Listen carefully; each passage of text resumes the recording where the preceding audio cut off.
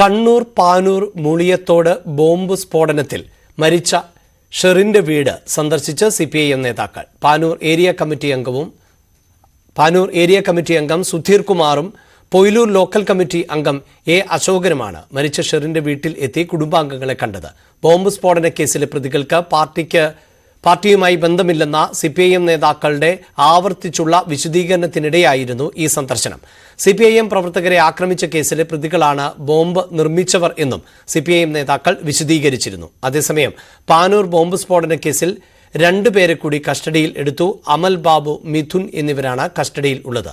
അമൽ Babu bomb നിർമ്മിക്കുമ്പോൾ സ്ഥലത്ത് ഉണ്ടായിരുന്ന ആളാണ്. മിഥുൻ ബോംബ് നിർമ്മാണ ഗൂഢാലോചനയുടെ ഭാഗമെന്നും പോലീസ് അറിയിച്ചു. പാനൂരിലെ ബോംബ് നിർമ്മാണം പരാജയ ഭീതിയെ തുടർന്നെന്ന് പ്രതിപക്ഷ നേതാവ് വി.ഡി. സതീശൻ. പാർട്ടിക്ക് ബന്ധം ഇല്ലെങ്കിൽ കൊല്ലപ്പെട്ടയാളുടെ വീട്ടിൽ നേതാക്കൾ പോയത് എന്തിനാണ് എന്ന് സതീശൻ ചോദിച്ചു. തെരഞ്ഞെടുപ്പ് കഴിയുന്നതോടെ ബോംബ് നിർമ്മാണത്തിന്റെ കൊല്ലപ്പെട്ടയാൾ സിപിഐഎം രക്തസാക്ഷിയാകും. ബോംബ് നിർമ്മിച്ചയാൾക്കൊപ്പം ഫോട്ടോയ്ക്ക് പോസ്റ്റ് ചെയ്ത വടകരയിലെ LDF സ്ഥാനാർത്ഥി ചോദ്യങ്ങൾക്ക് മറുപടി പറയണം എന്നും സതീശൻ ആവശ്യപ്പെട്ടു. അരുണാചൽ പ്രദേശിൽ മരിച്ച മലയാളികളായ 3 പേരും അന്ധവിശ്വാസത്തെ പിന്തുടർന്നു എന്നതിന് കൂടുതൽ തെളിവുകൾ. ഡോൺ ബോസ്കോ എന്ന ഐഡിയിൽ നിന്ന് ആര്യയ്ക്ക് വന്ന മെയിലിൽ പരാമർശിക്കുന്ന ക്രിസ്റ്റലുകളും ചിത്രങ്ങളും നവീന്റെ കാറിൽ നിന്ന് കണ്ടെടുത്തു. അരുണാചൽ യാത്രയ്ക്ക് മുമ്പ് തിരുവനന്തപുരം വിമാനത്താവളത്തിൽ ഉപേക്ഷിച്ച കാറിൽ ആണ് തെളിവുകൾ കണ്ടെത്തിയത്. VV വിനോദിന്റെ റിപ്പോർട്ടിലേക്ക്.